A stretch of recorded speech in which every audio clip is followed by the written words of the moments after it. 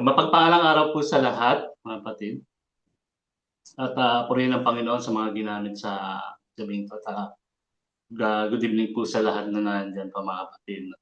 Ngayon po mga kapatid, before tayo dun sa pumunta sa ating topic, alam po natin mga kapatid na meron tayong mga tawag dito, yung mga members, may mga kapatid o sabihin natin tayong bilang sa mga believers.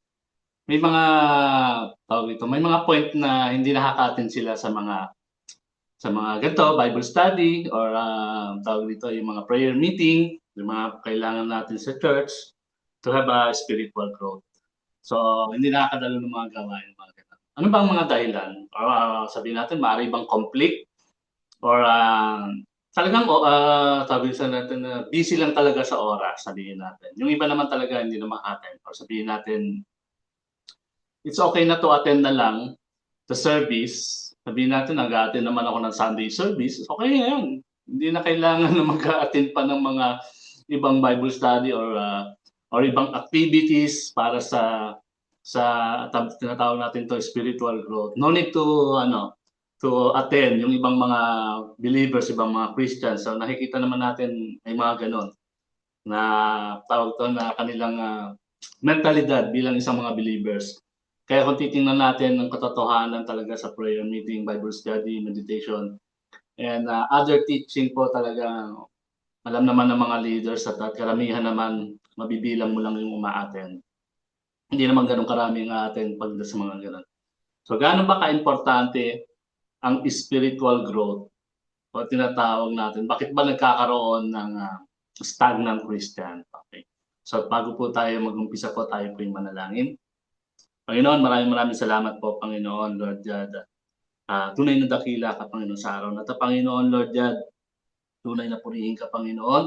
At ikaw po, Panginoon, ang patuloy na maitaas namin, Panginoon, Lord God. Salamat po sa iyo, Panginoon, Lord God. At Panginoon, gano'n man kami kalayo, Panginoon, Lord God, sa bawat isa, Panginoon, ay pinag-iisa mo kami sa pag-aaral na to, Panginoon, Lord God. At gano'n din po, Panginoon, Lord God, kuberan mo ako ng banal na dugo, Panginoon. Give me wisdom, Panginoon, Lord God, at ikaw po, Panginoon, ang may taas ko, Panginoon. Ang pasalamat ay sa iyo at hindi sa akin, Panginoon. Sa pag-aaral na to, Panginoon, Lord God, Panginoon, bigyan mo kami, Panginoon, Lord God, yung puso, Panginoon, at teachable heart, Panginoon, Lord God, upang, Panginoon, ang bawat mapakinggan namin, Panginoon. Hindi lang dito, Panginoon, Lord, online, Panginoon, but because, Panginoon, Lord God, panglakaran namin, Panginoon, Lord God, ang bawat mapakinggan namin as a Christian, Panginoon, as believer, as a Panginoon, Lord God, ng mga servant mo, Panginoon. Salamat po sa iyo, Panginoon, Lord God, at ang lahat ng ito'y kapurihan lamang sa pangalan mo, in Jesus' name, Amen. So, tanong natin kanina, so bakit nga ba nagkakaroon ng mga stagnant Christian, sabi nga dyan. Pakibukas na lang po ako sa Hebrews 5:12 to 14 lang po tayo. Kahit RTTV, okay na po yan. Hebrews 5, nandiyan na po ba? Verse 12 to 14. Dapat sana yung mga taga pagturo na kayo, subalit hanggang ngayon, kailangan pa kayong turuan ng mga panimulang aralin tungkol sa mga salita ng Diyos. Dapat sana kumakain na kayo ng matigas na pagkain, ngunit hanggang ngayon, gatas pa lamang ang inyong kaya. Sabi diyan sa 13, ang sanggol, ang sanggol pa ay nabubuhay sa gatas at kulang pa ang kaalaman sa salita ng katwiran. At sa 14, ang matigas na pagkain ay para sa may sapat na gulang at marunong ng kumilala ng mabuti at masama. Okay po. So title po ng ating Bible study po ngayon, Stagnant Christian. Okay. So hindi lang po sa yung mga new or pag sinabi stagnant or baka mamaya may mga leaders na hanggang diyan lang inabot na pagiging leaders na stagnant na. So stagnant means sasabihin natin yung mga hindi na nag-flow or hanggang doon na lang na-stuck na. Hanggang doon na lang yung pangunawa sa salita ng Panginoon. May mga members na sinasabi natin, may mga members na new believers or ma'am, sa sinasabi nila, I'm a born again Christian. It's enough na yung para sa kanila na saved by grace or alam nila, oh, okay, I'm saved. No need na ng ibang pag-aaral. Hindi naman kailangan maging Bible scholar So, no need na ng pag-aaral or hindi naman nakasulat. Sabi nga na ang kaligtasan sa pamamagitan ng kaalaman o may ganun uri ng mga believers. So, merong mga ganung mentalidad ng mga believers. But sabi nga natin nakakalimutan nila, sabi sa salita, may people perish because of lack of knowledge. Marami sa mga Christian ngayon, mas pinipili nila na maging sitting ministry na lang rather than involved sa ministry. So, ganun yung pagiging Christian ng iba. Kaya hindi tuloy nagkakaroon ng ka-growth or nag-growth yung kanilang spiritual. Nagiging stagnant. So, bakit nga ba nagiging stagnant ng isang Kristiyano o isang believer? Ano ba ang mga dahilan? Bakit nga ba nagkakaroon ng hindi pagkakaroon ng spiritual growth ng isang mananampalataya? So, sino bang may problema? Si church leader ba? Or tayo ba ang may problema pagdating sa ating growth or sa ating spiritual growth, mga kapatid? So muli po, balik tayo dun sa, ayan, tama lang yan sa may 12, sa Hebrews 5, yan. Sabi diyan, dapat sana'y mga tagapagturo na kayo. Sabi doon sa Bible verse. Doon po tayo sa salitang dapat sana yung mga tagapagturo na. Means, itong mga to is believer, pero walang growth. Maaari isa rin din tayo, mga kapatid, na dapat sana mga leaders na tayo, or dapat sana mga leaders na, siyempre kung tayo matatagal na nag-a-attend, dapat na sana yung ating stato bilang Christian, yung pag-a-attend natin bilang isang Christian, sana nasa on the point ng leaders na tayo. Yung mga dapat gumagabay na tayo dapat sa mga new believers. Pero minsan kasi nagiging sistema, kahit minsan nga nagiging leaders ka na, ang nagiging sistema, si pastor pa rin ang bahala sa mga new attenders, new believers na sila pa rin ang mag-a-assist. So, nasaan yung pagiging leaders natin? Minsan nag-i-stuck doon yung pagiging leaders or sabihin natin pagiging attendee, magiging stagnant tayo as a Christian. So, as a Christians po, being stagnant po, kasi sa choice pagiging stagnant So pinipili natin minsan magiging stagnant tayo. Hindi mo masasabing accident ang pagiging stagnant or nangyari lang pagiging stagnant sa ating pananampalataya kahit pasabihin natin na hindi pa magtuturo o sabihin natin hindi nag-teaching ang mga pastors about spiritual. Kahit sabihin natin hindi katuruan pero hindi naman maaring ganun talaga kasi mga pastor, bago naging pastor yan, talagang merong ibibigay sa inyong nourish or sa mga tupa. So, kahit hindi sila magturo, sabihin lang natin, kung kahit hindi sila magturo, mga bagong technology meron na ngayon pwede ka mag-search para sa spiritual growth mo. So, minsan nagiging tamad lang tayo sa pag-aaral because some member, okay na sa kanila na maging member na lang, no goal, walang goal. Or maging servant, walang vision, kumbaga okay na mag-attend, tama na yon. So wala silang vision to anong gagawin pa bilang isang servant of God. So ano ba yung mga na to, mga tawag dito pagiging stagnant Christian. So ano ba mga atong mga bakit nagkakaroon ng stagnant Christian? Because so number one po natin, nagkakaroon ng isang reason kung bakit nagkakaroon ng stagnant Christian. Number one po natin, they refuse responsibility, mga kapatid. So, pagdating sa responsibility kasi, pumapasok agad sa isipan ng isang believer, mahirap yung lalong-lalo na mag-lead sa mga flocks o sa bitupa ng Panginoon. So totoo naman talaga, mahirap mag-lead. Pero syempre, hindi naman tayo doon aasa sa ating iniisip. Maraming believers ayaw ng responsibility. Pagdating kasi sa responsibility, ayaw natin kuhanin ng responsibility pagdating sa pagiging Christian. Kahit naman siguro bago yung mga pastors, bago natin naging mga pastors yan,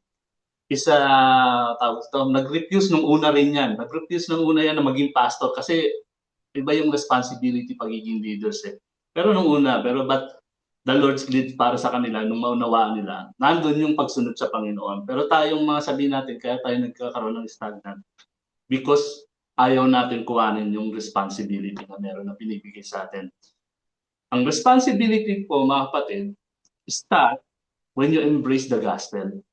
Responsibility po natin maglagay kaagad yung sa ating spiritual, pagka embrace tayo ng gospel po, mga kapatid, natututunan na natin yung mga bagay na yun. Alam na natin yung kaligtasan. Nandun na yung responsibility natin na dapat share rin itong ano. When you take responsibility, dito ka natututo mga kapatid.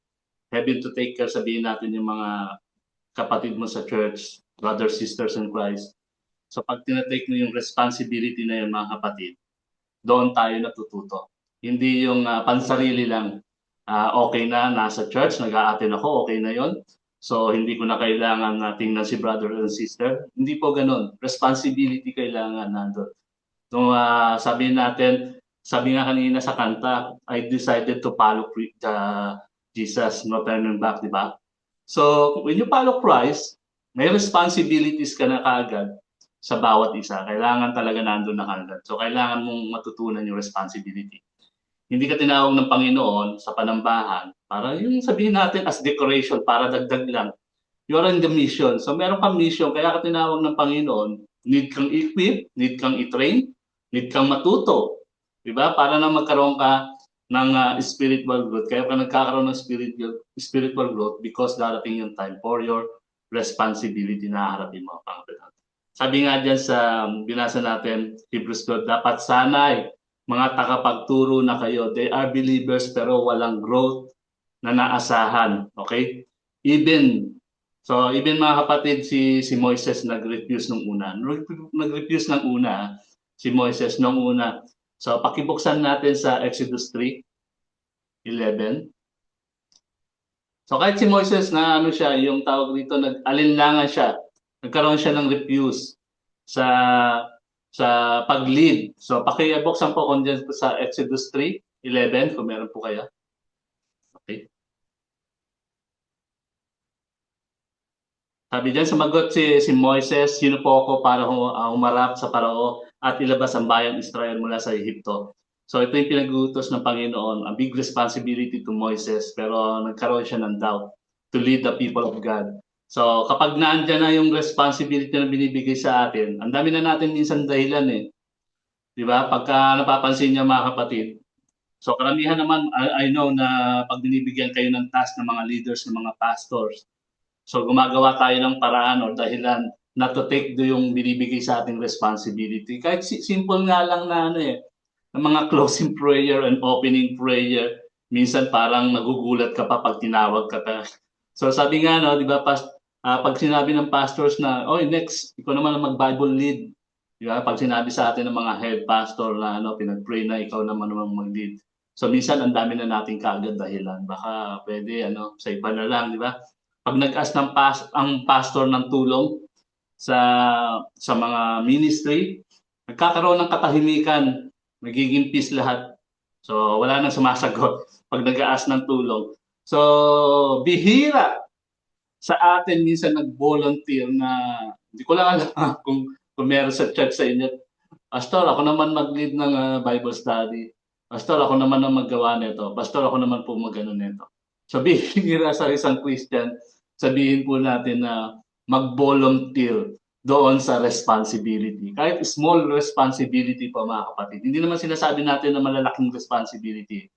Yung maliliit na responsibility, dyan po tayo nag-i-stepping stone. Yung atin pagiging Christian, yung pagiging heart of a servant natin. Okay? Hindi po tayo nauubusan ng dahilan. We refuse.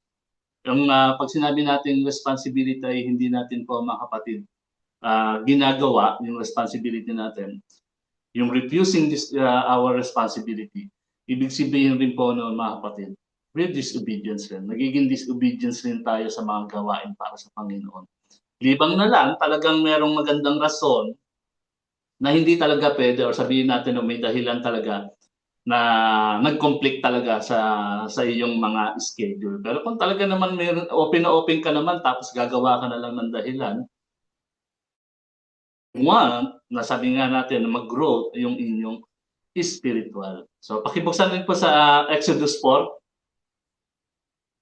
chapter verse 10, Exodus chapter 4 verse 10 and 11. Okay. Sinabi ni Moses kay Yahweh, Panginoon, sa mulat mula pa'y hindi po ako mahusay magsalita, bagamat nangungusap ka sa akin, hanggang ngayon pautal-utal pa rin ako kung magsalita, sabi niyan. Then sinabi ni Yahweh, sino ba ang gumawa sa bibig ng tao? Sino ang may kapangyarihan para maging bingi o pipi ang isang tao? At sino rin ba ang nagbigay ng paningin at nag-aalis nito? Hindi ba ako si Yahweh? So, mean to say mga kapatid, when giving you a responsibility, hindi po nakasalalay sa iyong kakayanan. So, pag merong binibigay sa iyong responsibility, nandun yung help ng Panginoon. Nandun yung help kagad sa atin. Kaya binigay sa iyo ng Panginoon yan para ka mag-growth, para tulungan ka kung ano man yung kahinaan mo. So, bibigyan ka ng responsibility, pero ang Lord na andun. Hindi sa sariling kakayanan natin. So, for example, sabihin natin, kung meron may mga ginagawang bagay o may mga inuutos na sabihin natin, mag-lead tayo sa mga spiritual leading. So, hindi naman ibig sabihin na napag-utusan ka lang. It means, kaya ka binigyan ng ganong responsibility. Kasi alam nila yung ang kakayanan mo ay nasa Panginoon. Hindi sa yung kakayanan natin hindi sa ating sarili, kundi sa Panginoon. So, Panginoon rin po ang tutulong sa atin. Yan yung iniisip kasi ng karamihan na kaya ayaw natin ng responsibility kasi because of our, sabihin natin, knowledge or yung kakayanan na meron tayo. Mahirap para sa atin. So, nandun kaagad yung ating thinking na sabi nga nung napanood natin nung Sunday service si Pastor Kati. So, nandun yung yung afraid tayo tanggapin kung meron. So, huwag tayo matakot kung ano yung merong binibigay sa ating responsibility. Binibigay ng Panginoon yan or para tayo mag-grow. So, ang Lord ang tutulong sa atin. Okay? So, number 2. So, number 1 natin kanina, yung refuse ng ating responsibility. Number 2, kaya nagkakaroon ng stagnant yung isang Christian. Number 2 is no to commitment. So, same po ng responsibility, but ang commitment is when you engaging or involve yourself sa mga gawain para sa Panginoon. So, makibalik po tayo ulit sa Hebrews 5:12. Hebrews 5:12. Okay, balik na lang po ulit. Okay, sa ating main text. Okay, sabi diyan, subalit hanggang ngayon, kailangan pa kayong turuan ng panimulang aralin tungkol sa mga salita ng Diyos. So, number 2, no commitment natin. So, subalit hanggang ngayon, kailangan pa kayong turuan ng mga panimulang aralin tungkol sa mga salita ng Diyos. Hanggang ngayon, kailangan ka paturuan ng mga leaders mo about salvation. Kung sabihin natin, tama ba yung turuan ka pa ba ng salvation? Kung 10 years ka na nag-a-attend, 5 years, so sabihin natin, 2 years na lang, pinakamababa. Kailangan pa ba salvation? Although sabihin natin, para sa Panginoon yung mga salita na to. Pero dapat bilang isang Christian, nag-grow tayo, hindi lang hanggang doon sa basic na sabihin natin na kaalaman, yun dapat natin matutunan. So, kailangan magkaroon tayo ng commitment sa pag-aaral. Kulang lang kasi yung sinasabi nating committed. Sabi ko nga noon, yung word na committed, para sa mga ibang Christian, nagiging committed. So, nagiging committed na tayo. Wala nang commitment sa Bible study, wala nang commitment sa prayer meeting, wala kang personal prayer, wala kang Bible reading, wala kang meditation, wala kang personal worship. Pagdating sa service, sa mga service natin, pagdating ng service, aabutan mo declaration pa, tapos makikipart ka pa sa pagkain, makikihati ka pa. Di ba? So, nakakahiya naman, all in zero ka, tapos dadating ka ng declaration, tapos maririnig sa'yo, walang spiritual growth sa church. So, para bang nakakahiya sa mga leaders mo? Parang sa atin yung kahihiyan na wala tayo, tapos itutulong natin sa church. Bakit? Kasi wala tayong commitment eh. So, bago tayo magturo ng mga fault natin sa isang panambahan sa mga leaders, tingnan mo yung sarili natin. Baka tayo yung kulang. Kasi kulang tayo sa commitment. Tapos magtuturo tayo ng mali sa iba. So, hindi po ganoon mga kapatid. So, si Pastor nga bang may problema o tayo? So, paki-check sa Mateo 15:8. Matthew 15, verse 8. Sabi diyan, Ang paggalang sa akin ng bayang ito ay pagkukunwari lamang sapagkat sa bibig at hindi sa puso ibinubukal. So madali magsabi ng praise God. Kahit nasa church ka, praise God, kung wala ka namang commitment, okay na. Attend ka lang, tapos yun, tapos wala nang commitment, o hindi mo ini-involve yung sarili mo sa mga ibang gawain sa church, para sa iyo okay na yung Sunday service. So makapakinig ka ng salita, after okay na yun. So hindi mo na kinukumit yung ibang ano mo. Tandaan po natin ang gawain ng Panginoon hindi lang Sunday service po, mga kapatid. To grow as a Christian, Panginoon, to yung magkaroon tayo ng spiritual growth, hindi lang Sunday service. Ang gawain ng Panginoon, maraming gawain ng Panginoon para mag-growth yung ating spiritual. So alam niyo po ba mga kapatid, yung mga tinatawag na baby boom generation. Kasi baka katulad ni Pastor Annalisa, baka inabot ng baby boom generation yan. 1946 to 1964. Sabihin natin, yan po yung mga baby boom generation. So yan po mga kapatid, kung titingnan niyo po yung mga nanay, o sabihin natin mga lola natin, kung yung mga born again ng mga lola natin, pag yan nag-church po mga kapatid, yung commitment nila mga kapatid, maaga pa lang, bago pa lang magbukas ng church, naandun na yan, nagpe-prepare na yung mga yan. So naandun na po yung mga pagiging committed ng mga nauna sa mga generation na born again Christian.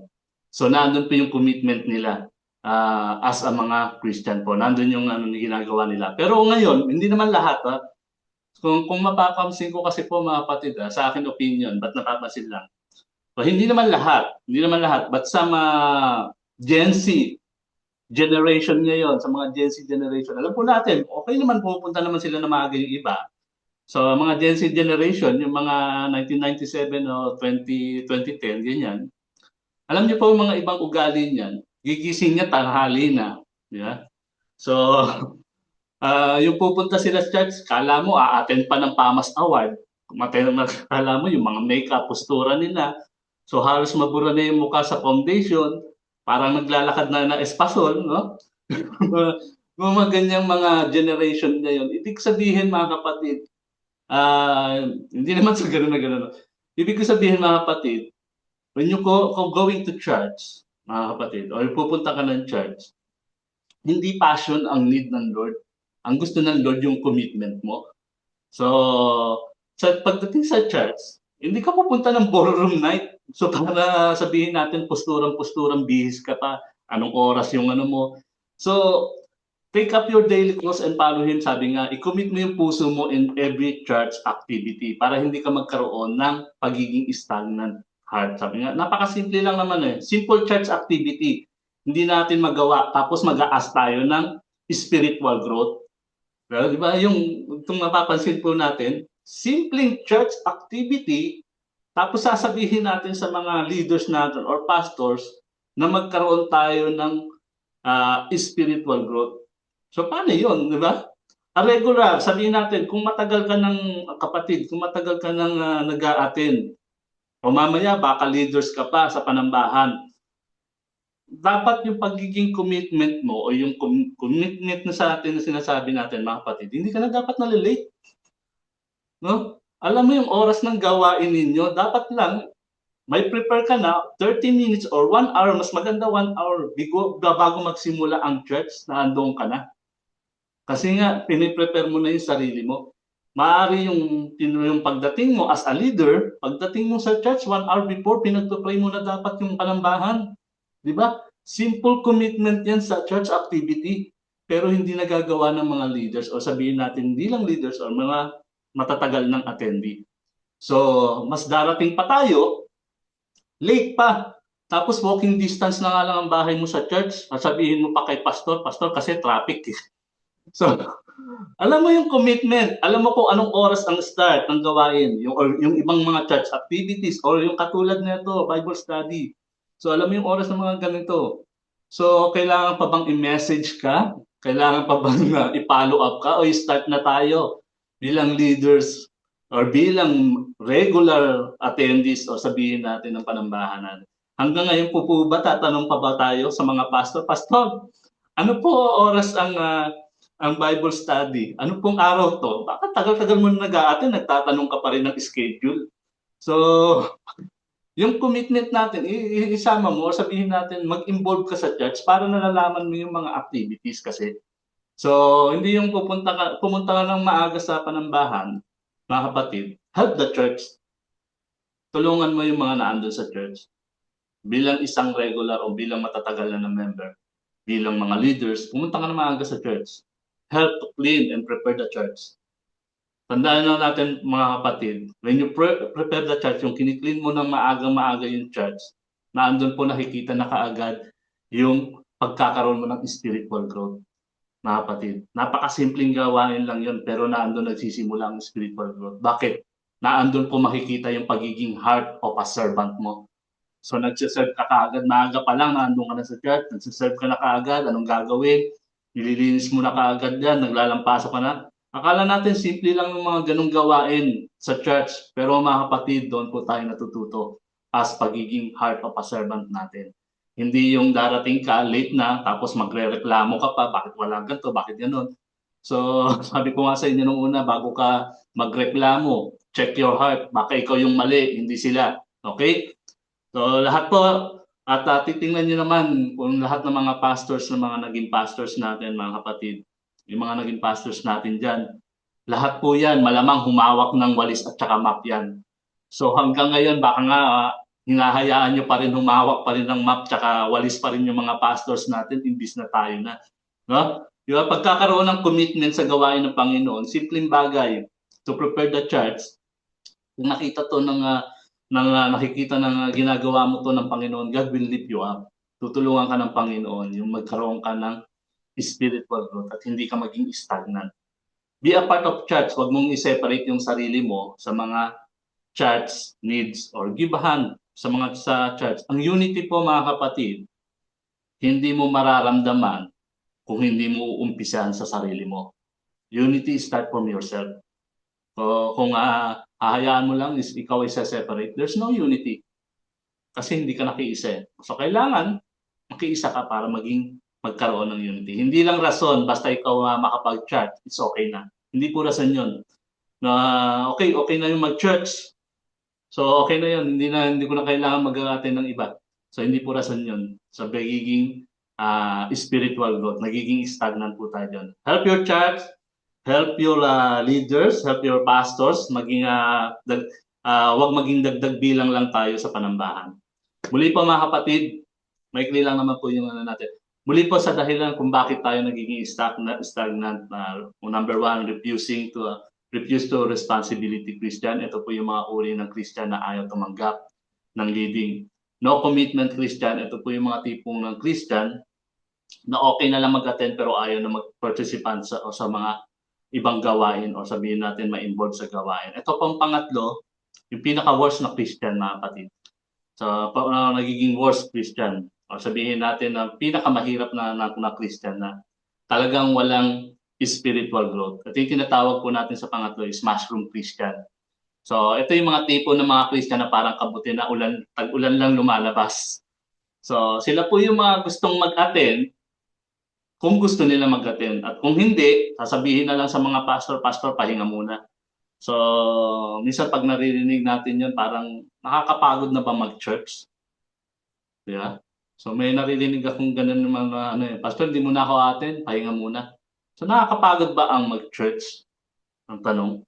Ito yung mga uri ng Christian na nakikita mo lang silang uli yung mga Christian na to.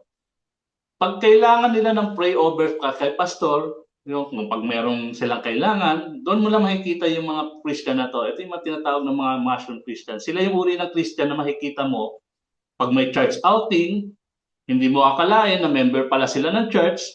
Minsan ikaw pa magugulat, kasama mo pala sa ministry.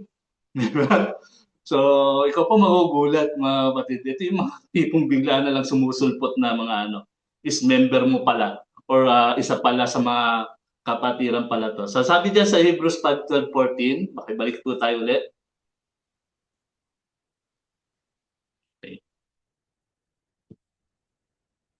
Sabi diyan sa Hebrews 5:14. Sorry, sa 12. Sorry. Okay yan, tama na yan. Thank you. So, dapat sana'y kumakain na kayo ng matitigas na pagkain, ngunit hanggang ngayon, gatas pa lamang ang inyong kaya.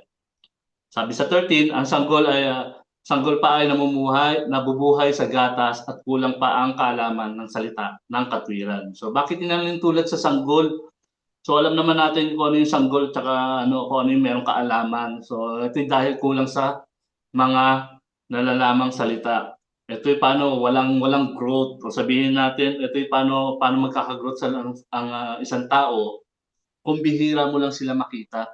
Kung minsan lang sila makita. Kaya pinapainom ng gatas yung infant for their physical and brain development. Di ba?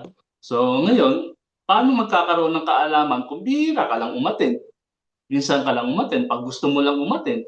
So paano ka nagkakaroon ng knowledge and wisdom or sabihin natin ng spiritual growth kung bihira ka lang talaga attend? Walang changes, walang transformation, walang nutrient ka makukuha or ma-absorb na word from God. So wala kang wala lahat. Gutom sa spiritual yung espiritu mo. So kumbaga ang espiritu mo, kung physical na gutom, sabihin natin, tinatanong na nakikita natin, malnourished ang tawag. So sa spiritual, ganun rin. Magiging malnourished yung spiritual mo, kaya tinatawag natin nagiging stagnant. So walang kung walang alam yung sabihin natin, yung pagiging Christian, hindi nag-grow talaga. So sabi dito sa Hebrews 10:25. Ano po tayo? Hebrews 10:25. Hebrews 10, okay. Sabi niya, huwag nating kaligtaan ang pagdalo sa atin mga pagtitipon gaya ng ginagawa ng ilan. Sa halip, palakasin natin ang loob ng isa't isa, lalo na ngayong nakikita natin malapit na ang araw ng Panginoon. Amen po? So, yung pagdadalo natin, so ito yung nagbibigay ng Christian growth sa atin. Yung everyday natin na pagdalo sa mga Sunday service, ganito, Bible study, prayer meeting, iba-ibang mga activities. So, kailangan na atinan mo. Di ba? Hindi yung pray ka ng pray for spiritual growth, pero hindi ka naman nag-a-attend. So, spiritual growth ang meron ka. So, spiritual growth, as you pray, gawin mo, di ba? So, kung kayo nangangailangan ka ng spiritual growth, gumanap ka ng paraan to make your spirit is growth. Sabi nga natin, itong mga ginagawa or activities para sa Panginoon, kailangan natin gawin to. Kung nag-pray ka, manap ka rin ng paraan ng ano bang dapat mong gawin. Hindi yung bigla na lang lulutang sa harapan mo. So, dabi rito sa Kawikaan or Proverbs 27:17, Kawikaan 27 verse 17.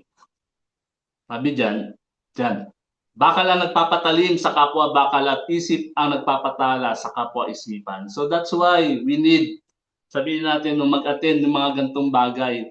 Iron sharpening iron. Kung tayo nagpapatalasan. So nagkakaroon tayo ng spiritual growth. Kung hindi ka attend, kung minsan ka lang umattend, anong talas ang marireceive mo? Diba? Wala. Faith comes from the hearing of the words of God. Paano ka mag-growth kung hindi ka mag-a-attend? A-attend ka lang, kapatid, pag birthday lang ni pastor. Doon ka lang makikita. Diba?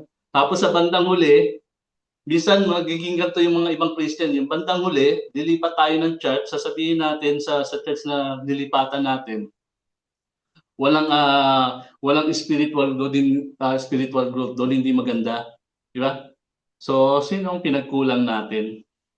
Siyempre yung mga dati pa natin church. No? Kapatid, maraming gawain sa church na kailangan ka. Okay? Huwag kang maging stagnant. Huwag kang maging stagnant Christian.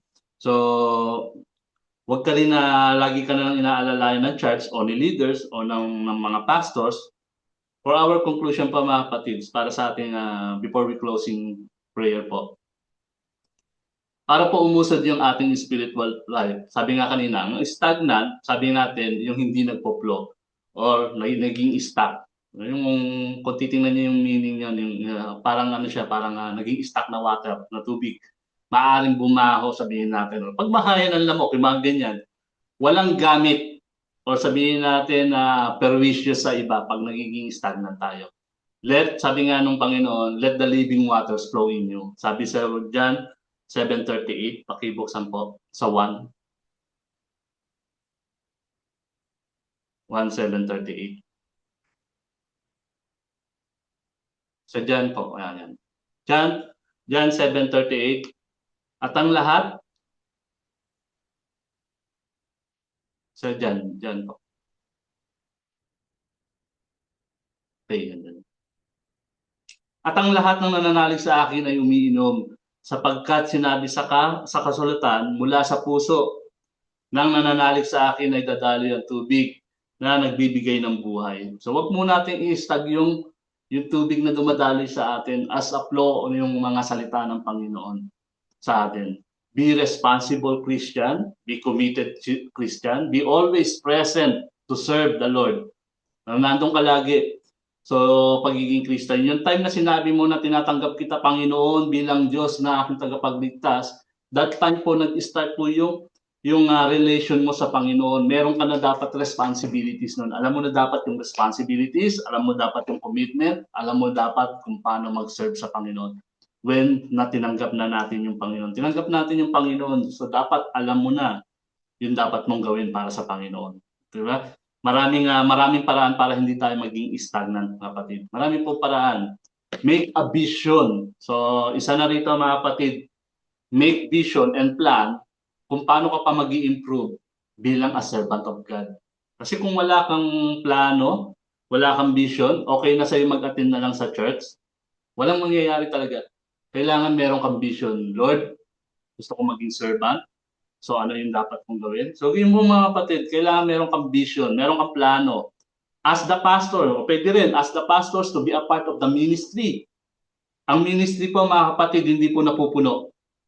Hindi po napupuno ang ministry, yung mga workers sa ministry. Hindi po yan mapupuno. Laging kailangan yan ng workers. Pag nagkaroon, sabihin natin dumami ang workers niyan, praise God, nagkakaroon ng multiply ng isang church, nagkakaroon ng daughter church. So ang ministry po kahit kailan po hindi yan napupuno.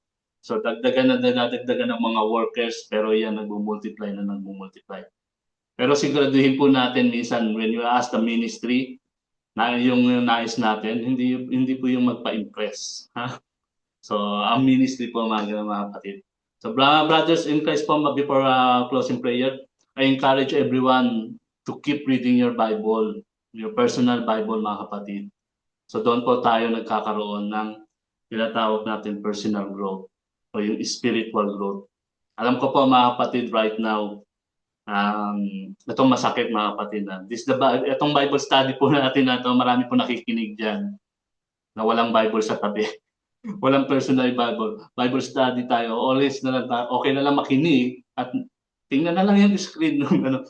So mas maganda po meron kayong laging dalang Bible. Pag once sa Bible study, meron kayong dalang personal Bible po mga kapatid. Mag-take note po kayo. Once mag-take note po tayo sa bawat service, Sunday service, Bible study, prayer meeting, at iba pang gawain, take note nyo po lagi. Why? Ito po is napakagandang revelation para sa inyo. So dadagdagan ng Lord kung ano yung meron doon. Tapos pag-aralan nyo, nagkakaroon po kayo ng spiritual growth. Mga kapatid, hindi po lagi ipapaalala ng mga pastors natin yung read your Bible. Bakit? Read your Bible noon po nagkakaroon ng pinakamagandang pagtuturo pag nagbabasa ka ng Biblia po. Amen po ba mga kapatid? So tayo po ipanalangin at magpasalamat sa Panginoon.